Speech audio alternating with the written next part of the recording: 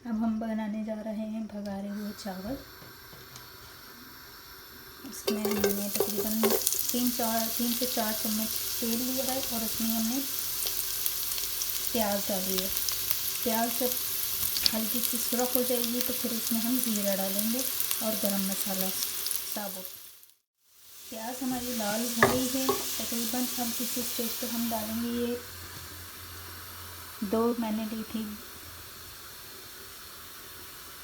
गरम मसाला। ये हमारे पास 2 हमने तेज़पात के पत्ते लिए हैं। थोड़ी सी हमारे पास काली मिर्चें थी तकरीबन 6 से 7। ये ज़ीरा डाला है मैंने। और अब इसमें मैं शामिल कर दूँगी ये चावल। इसमें चावल हमने डाल दिए हैं। तकरीबन 3 कप चावल मैंने भिगो के रख दिए थे और इसे मैंने चावलों तकरीबन 3 कप मैंने चावल लिए थे, भिगो के रखे थे उन्हें तक आधा घंटा। और पानी मैंने उसका निकाल के तो इसमें चावल शामिल कर दिए हैं।